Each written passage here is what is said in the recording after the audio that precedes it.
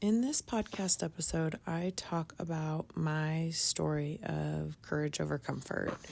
And I really break down the seasons that we have endured the last couple years. And also just what a blessing and an opportunity God has given me to talk at this upcoming social brunch at my church. And I'm looking forward to sharing my story of courage with these women. And I hope and pray that God provides me the words of wisdom and clarity, and hopefully that this message can help at least one person get through a moment or season of courage that is hard for them. And I also want to bring up that we have one more of the 3-part series. It's the Relaxed Mama Fall series, and it's coming up this Thursday, October 24th. So if you are local to the Treasure Valley, I will include that link in the show notes. It is a conversation of repurposing your passion through motherhood. So it will be anything if you're in a season of littles like myself, or to a mother in empty nesting. We're going to actually have a co-speaking engagement this Thursday. So between myself and my mentor, Pam Strain, we're both going to be talking about the seasons that we are in when it comes to motherhood and repurposing your passion.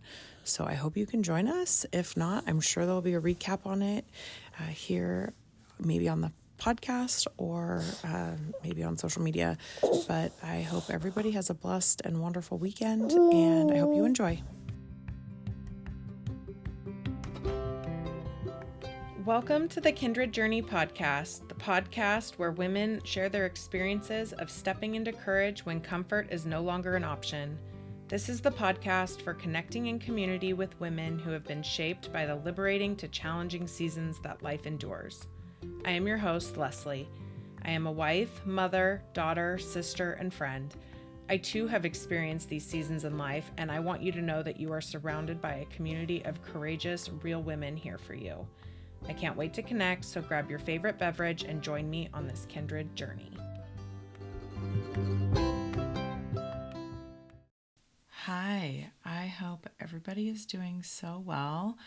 I'm coming on here today to share my story of courage.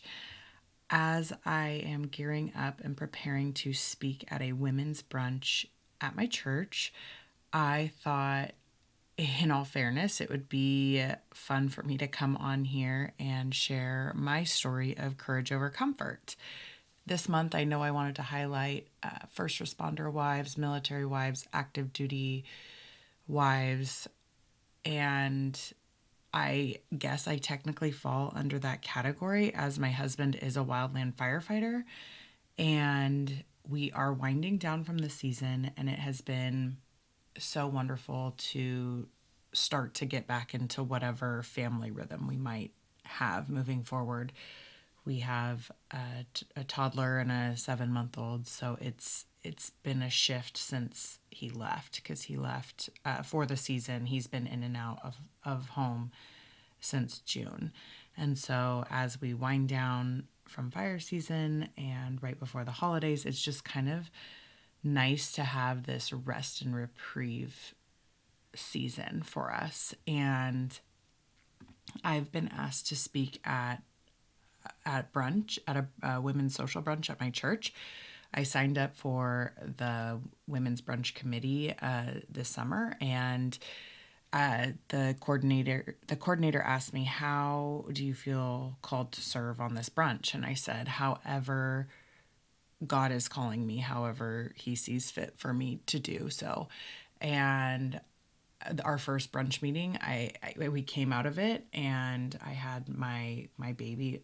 I was baby wearing my baby in the meeting, and we came out of this meeting as me being the guest speaker. So here I am, about ready to deliver a message to women locally, which I'm very excited and feel very called to do so. And I also just wanted to share with the podcast, because I know you've heard bits and pieces of my story, and I've shared some moments or seasons of courage in relation to what I've been going through, but I don't feel like I've honestly shared my full story of courage with the audience here. And I mean, gosh, the reason that this podcast is here today is because of courage. And I've been obsessed with the word courage for the last couple years. So as we wrap up this first season of this podcast, and it's kind of winding down, coming to an end, I've kind of trickled in a little bit that I've been pivoting and shifting the podcast for several months now. It has been a month or multiple months of a process here, and have more clarity than ever. I'm super grateful that if it wasn't for this first season of having courage and inviting these women to share their moments and seasons of courage, I wouldn't be where I am today. So I'm just super grateful for that. And gosh, I did not think I was going to get emotional about that, but like, oh my gosh, I'm just so grateful. Like I'm truly grateful to hold the space, and I'm so grateful to meet the women that I've met and to connect with the women that I've met. Like without them, this podcast wouldn't be here either. And other women to have the vulnerability to share their courage. Because again, it is a vulnerable thing to share. You know, you sometimes, for me, I have no problem being vulnerable, but to protect your heart or to feel safe in the space to share your vulnerability and to feel heard and to feel seen, I think is just so important. So I'm just so honored and so grateful that the women who have connected with me and have shared with me, whether they've been a guest on the podcast or a listener of the podcast, how much it has influenced and impacted their life to either take a step of courage or to help them get through a really hard thing. And that's truly the goal. Like, I think I've shared from the beginning of this podcast that I just want to help women step into courage. And if I could influence one person or one life, because I know what it's like to be in a hard season where you feel like the walls are just going to collapse in on you. And to know that you can make it through, and yes, this too shall pass, is just, it's comforting. And so it's comforting to step into the courage when comfort is no longer an option. There's kind of an irony here, what I'm going to share with you today. So I'm just so grateful that these women have showed up and how I have followed and abided by God, because God did speak to me and through me on what I need to do to move forward in my season my really hard season of ultimately where this podcast rooted from. And so I'm just going to jump right in. And, you know, I want to ask you guys as the listeners, you know, what does courage mean to you? I think it might look different for everybody, just like we kind of have an idea of what perfection looks like, which I have an opinion on that, but also like what expectations look like. You know, we all perceive things differently. So I would love for you to sit with what courage looks like for you through this episode and just maybe reflect on that a little bit. And the Bible verse that my talk is surrounding is Joshua 1:9, and it is, "Have I not commanded you? Be strong and courageous. Do not be frightened and do not be dismayed, for the Lord your God is with you wherever you go." I mean, just sitting with that verse in itself is, I feel like, comforting, knowing that God is with me no matter where I go or no matter what I do. And it truly only takes 20 seconds to step into courage to make your entire day look different. So if you think about that, and man, if it only takes less than half of a minute to either decide to do something or not to do something that is fearful, scary, uncertain, exciting, terrifying. I mean, I'm trying to think of some positive, exhilarating. I mean, truly, I think it just really makes you sit back and think about all the things that you have or have not done in your life. Or, oh my gosh, what if I would have taken that leap of faith, that moment of courage? What if I would have stepped forward in that thing? What if I would have asked that person to be my friend, or to start that job, or to take that move? Like, you know, just making the decision, I think is the hardest part. of the journey sometimes. And truly starting sometimes I feel like is the hardest part with anything. And I feel like once you get into it or you get going, it's like, oh my gosh, okay, I can do this. I can do this hard thing, this exciting thing, this challenging thing, and everything along the way. I think for us, it started a couple years ago when we were, gosh, it was 2021. I mean, mind you, the pandemic and all the 2020 things happened, which seemed so minimal considering what a big, like, global and worldly thing it was. I mean, and I'm not trying to dismiss it or dismay all the lives that were lost and everything, but it just seems so minimal in my life and in my circumstance. I didn't have to teach kids on Zoom. I didn't have kids yet. I wasn't married yet. I mean, I didn't have a lot of the challenges and the obstacles that people had to overcome and persevere. So just in that sense, like, just think of COVID and everything that people navigated through that time. I mean, that took a lot of courage for all of us, because it wasn't something that we chose. It was something that was ultimately forced on all of us, no matter how you were impacted by it. But our story starts in 2000. I'm just going to say for this sake of time, I mean, our story is a never-ending journey and process. But my story of courage starts in 2021. And my husband and I, we got engaged actually right before the pandemic. And it was when it was starting to happen. It was December of 2019. And I knew that I wanted a party. I wanted a big wedding. And so we were going to wait until after the mayhem, for better terms of words, like, it was not over, but just like there was lockdowns and shit, we weren't able to leave our house. So I was like, okay, this is not the type of environment I want to get married in. And fortunately, we were able to get married at my family's ranch in Northern California. And it was literally the best day of my life. I was so grateful. The work that my family and my dad and everybody put into our wedding day and our venue is just, it's truly like heaven on earth to me. Like, my ranch, our family's ranch, is the best place on earth for me to be. Like, I just feel my like authentic 100% self. I feel so grounded there. It's beautiful. It's just I'm so grateful that my family has this place. And so, like all married couples, you get married, you have the party, you spend all this time and energy planning into this one day, and then it's gone. Poof. And my husband, being a wildland firefighter, as most of you know, literally, we got home from our honeymoon at 2 a.m. and then the next morning he left to go to work. And I was like, okay, this is not the typical, I feel like, married ideal situation as far as what it looks like to have the honeymoon phase. I feel like our honeymoon phase ended on our honeymoon. And so I get back to Idaho, where we live, and I felt like I needed another project. I've been very much a doer and a tasker my almost entire life. And so I was like, okay, well, let's start looking to move. And we had a smaller house at the time, and it was our starter home, and it was great. And we wanted to intend to start a family right away. And so I started to look for houses, and I'm in the agriculture real estate world. So real estate's kind of my game and what I enjoy looking into and doing research on. And so by the midsummer of 21, we were packing up boxes and moving across town.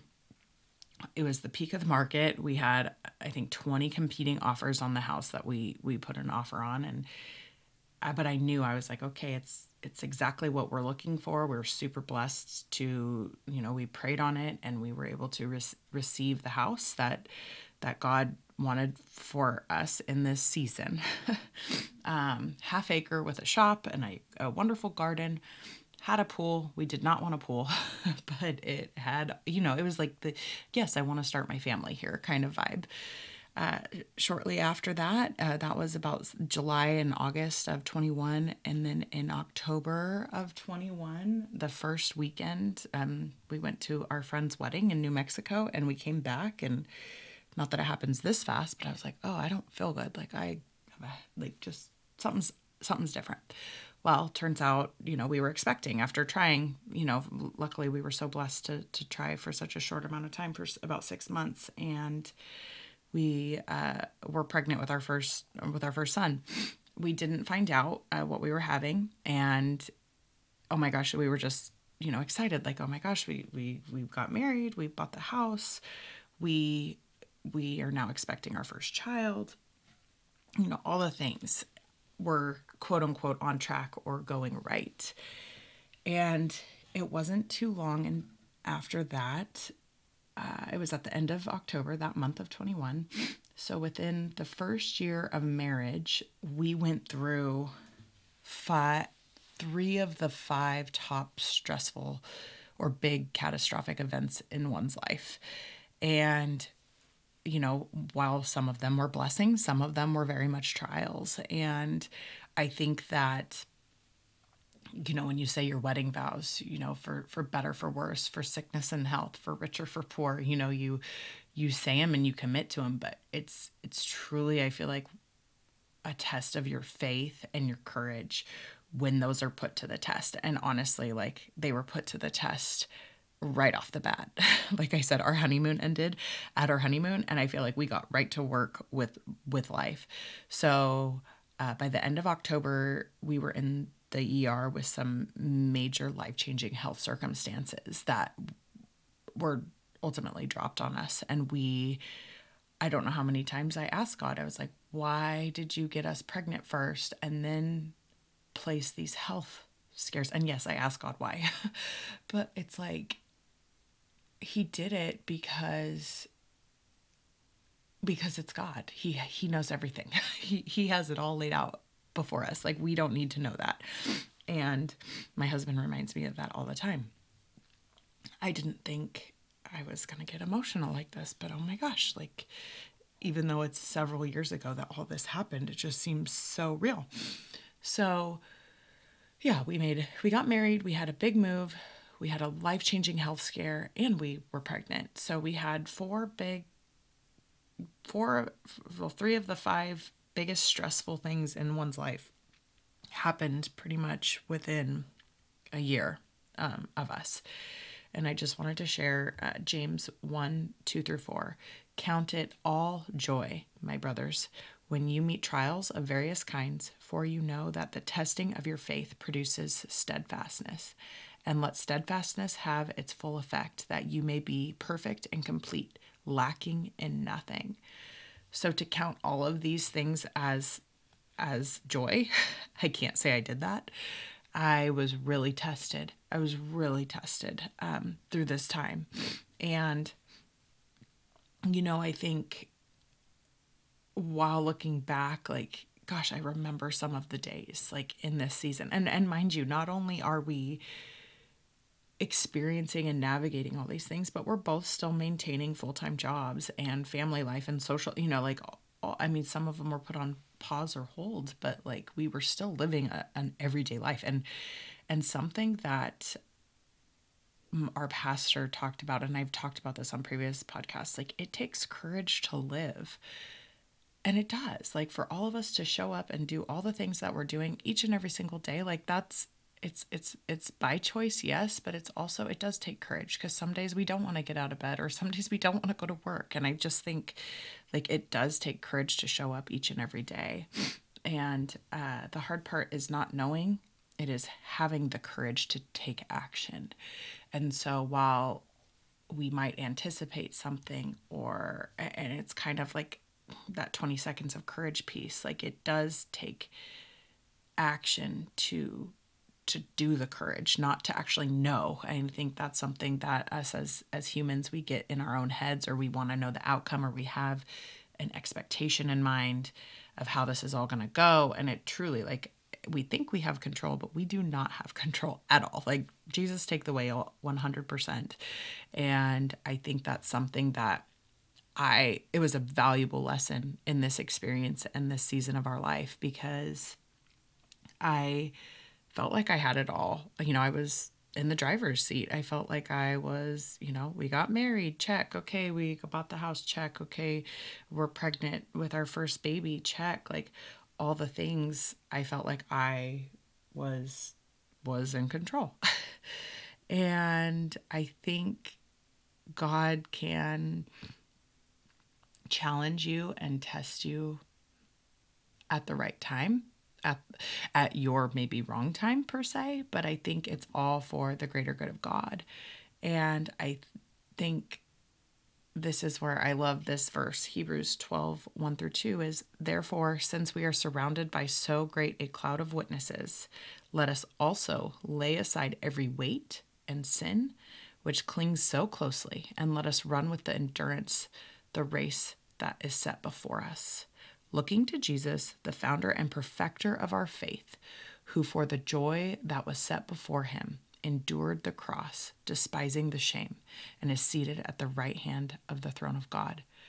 I mean, while we're all running our own race, while we're all blessed with the endurance that God does give us for our own race, for our own moments and seasons of courage, talk about the ultimate act of courage is him dying for our sins and being nailed up on that cross. Like that is the ultimate act of courage because he knew what was coming. Yeah, it's just like when you put it in perspective, like, oh, my courage is tiny, and not that it doesn't weigh any less, but it's just like that was the ultimate act of courage. And something that I've been so blessed to talk about on this podcast is the act of chosen or versus forced courage. I think it's something that is either forced upon you or you choose. Like I was kind of sharing earlier, like there are moments and seasons of courage where you step into it. And I think marriage is one of those. Like you say yes, you say I do. You don't know what the outcome's going to be, but you're putting your trust and your faith in God and your partner, and to live a life. And it takes work. Like marriage is not easy. It is not for the faint of heart. It is hard, but you have to be intentional. You have to show up. You have to, oh my gosh, you have to, well, there's a lot of things that you have to do, not have to, but get to do, but also to compromise, like to bend when it's time, and challenge each other and be there for each other. I think that's something that we learned again right off the bat. It was something that was totally like we chose each other. We chose to be there for each other. And I think that's something that some people run, some people flee when it gets hard. And we committed to each other for life, and that's what we did. We stood by each other's side through this really hard season of courage. We had to live in an Airbnb for a month, 2 months after our son was born. Actually, we lived in 3 Airbnbs. We moved 3 times while we were in Salt Lake for this life-changing surgery. And it was definitely a season that was forced. It was a forced season of courage. And that's ultimately where this podcast is founded from, is from this season of courage. And it was not easy. Not only did we have a very traumatic C-section birth with our first son that I've shared on the podcast, my friend who has a postpartum podcast graciously let me air that episode on this podcast as well.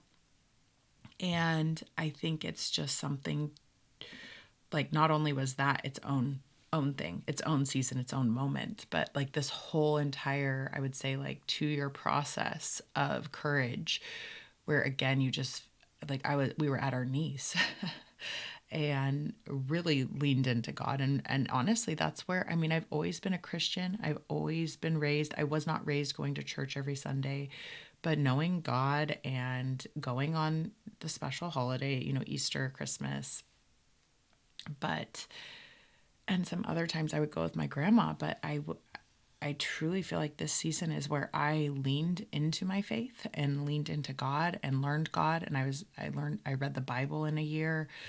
I wanted to understand. And I think moments and seasons of courage either challenge people to flee or to fight and to lean into God.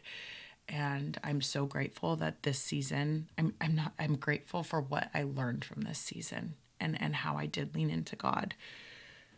So I'm sure you're wondering how to, the meat and potatoes of this podcast is, how do you step into courage? Because I feel like, again, it is different for everybody, our moments and our seasons and what he lays on us to trust in him for. But my dear friend and mentor, who's also been on the podcast, Pam Strain, I remember calling her one day. And I felt like the world, I will probably never forget this day. The walls were closing in on me. It's like, how are we going to pay for all of these medical bills? I did not have our first son yet. I was like, how are we going to have this baby and navigate the medical part of things? And how we decided to keep our first house as an Airbnb at the time when we decided to buy this other house. We're like, the market's really good here. It would be a great investment. It'd be great income. So we decided to turn our old house into an Airbnb. I give myself a lot of grace because at the time we didn't know any of this that was coming. We knew we were moving. That was it. We didn't know that we were pregnant or going to have a baby soon. We didn't know that we were going to have this health, scare simultaneously with all of this happening. And so I feel like we were just spread too thin with everything. And so trying to manage an Airbnb, I was pregnant. We were going through this health stuff, being in this new house, wondering where money was going to come from. It was the middle of winter.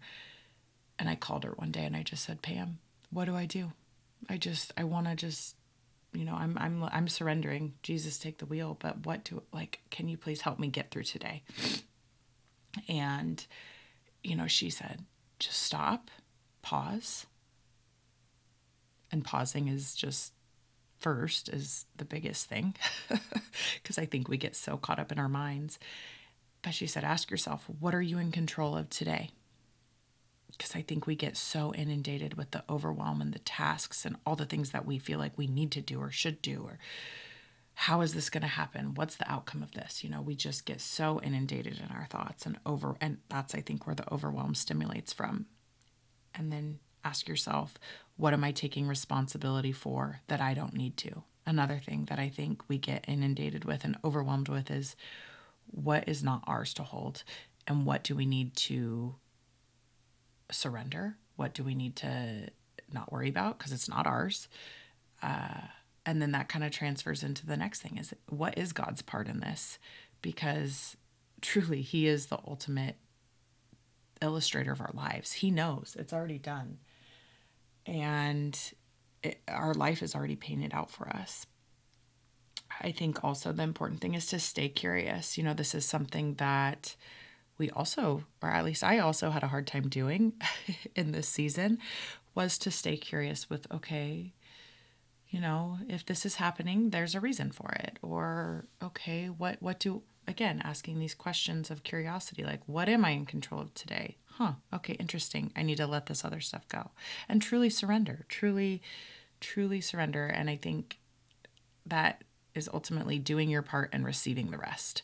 So you need to be able to know what you're supposed to show up for, what's in your control, what you're able to do, and to let go of the rest. Bless and release. Let it go.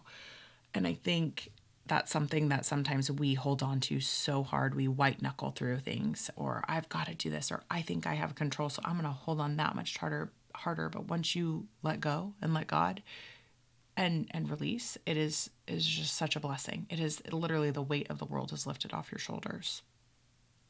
And 2 Corinthians 1:3-4 says, praise be to God and Father of our Lord Jesus Christ, the Father of compassion and the God of all comfort, who comforts us in all of our troubles, so that we can comfort those in any trouble with the comfort we ourselves receive from God. So ultimately, there's comfort in the courage, because God is the one who comforts us in all of our troubles. He is there for us. He is there holding our hand, whether we see it or realize it or not, or putting his hand on our shoulder. Like, you've got this, you can do this. And so it's kind of ironic, the courage over comfort tagline. When I was working on these brunch slides, I was like, oh my gosh, like there's actually comfort in the courage because God's there through all of it with us. And to know that, again, just kind of lets you lets you break free of the responsibility. And something I've learned over the years, and especially in this current season of courage that I've been in, of single parenting 2 boys, 2 and under, we living, not near family, and my husband being gone all summer, is that courage comes before confidence. And in order, we kind of, as humans, want the end result. We want instant gratification. We want it now. Well, growth and change is hard. Like, it's not easy, or everybody would do it. But I think a lot of people get tripped up in the hard part of growth. And I think that's, again, where courage comes in. Courage is a confidence muscle. It's something that you build. It's something that expands and contracts. And I think, again, when you do a hard thing, when you do a little bit of growing, okay, that courage muscle expands a bit more. Like, you get more comfortable, you have more capacity for courage. And so I think that that's something that I really learned this year. I mean, just single parenting in itself, but also I went to a podcasting summit by myself with my 2-month-old in tow, got on a plane, stayed with a group of women that I love and are near and dear to my heart, but I never had met them.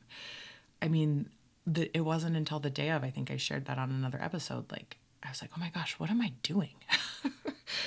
But I was so grateful. I was so grateful that I still can show up for myself and what lights me up and what I'm doing in my life, but I'm also being a mom. It's not just my sole identity, my sole purpose. So that was something I did. Blessed by my sisters and my niece that came up this summer, we did a camping trip, and I learned a lot from that camping trip. It was actually a very pivotal moment in my season of courage this summer, where we went camping with my 2 boys. I didn't have a plan. I grew up camping. I love camping as a single adult. Getting out in nature is what fills my cup. I was so excited to go on this trip. And I took our oldest son when he was, I think, 2 months old, camping with my sister. And again, if it wasn't for her setting up all the gear, packing all the stuff, like, I couldn't have done this. Like, I had immense support doing this. By the way, I'm not a solo one-man show. But this trip truly brought awareness to my nervous system and how dysregulated I was living. Because when we stepped out of our 4 walls of comfort in our house to go into literally the great outdoors with a 2-year-old and I don't even remember, I think he was probably 4 or 5 months old at the time, I was like, oh my gosh, this is scary. What am I doing? Like, a tent is not like a safe environment. Like, a bear could get you through your tent. No, just like, but that's where my brain went. Like, my brain went into fear-based, like, flight or fight mode. And I was like, what is happening here? I didn't know what was happening with my body, and this feeling of overwhelm, just like constant overstimulation. And so when I got home, I Googled how to regulate your nervous system. And so, this is kind of maybe a segue into where we're headed with this podcast. And if you can't tell already, like, I am very faith-based. I'm a Christian. I love Jesus. And this is where we're headed. We're gonna be teaching nervous system regulation for Christian moms, because I think there is a gap there and a bridge that needs to be built, mended, trusted. I'm not quite sure. And he's calling me to do it. And so I'm going to abide in him, because he's my maker. And he knows this path that he has laid before me and what he wants me to do in this life. And so, there was just so much courage, not just in this summer, but this season, the seasons that I've had in this, I would say, married life, mother life that I've had, that have really tested me, tested my faith, tested my confidence, tested my ability, my capacity. There's so many things that have truly been tested, and how much I have grown. Oh my gosh. I pulled out a journal from 2019 when I was trying to find the How to Step into Courage, because I wrote it down. I remember when I talked to Pam on the phone, and I was like, where is it? I have to find it for this talk. And I was reading some of the things, and I was just like, oh my gosh, I've grown so much. And it's just such a blessing, and I'm so amazed with, I don't think we spend enough time on reflection.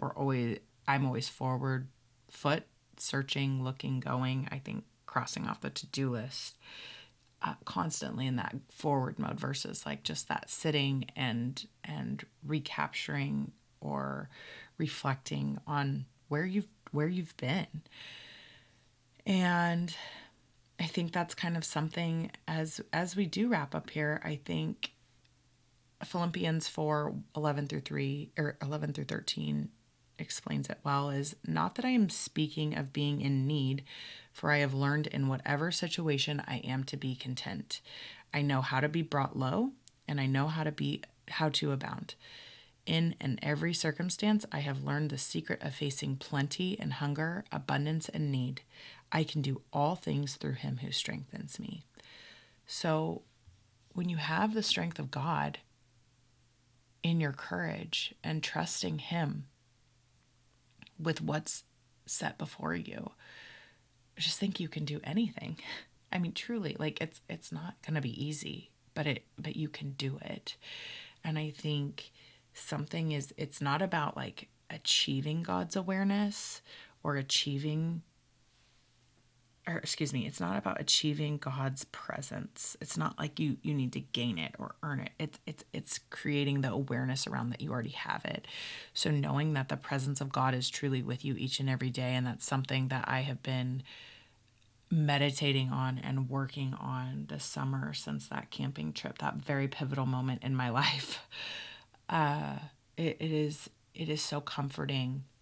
Again, there's comfort in the courage, knowing that he is with me, and just to sit with him. And like I said, just to pause, that's enough. That is enough to start. Like I said, starting is the hardest part, and pausing is that first step of starting. And courage is not something that you practice in the absence of fear.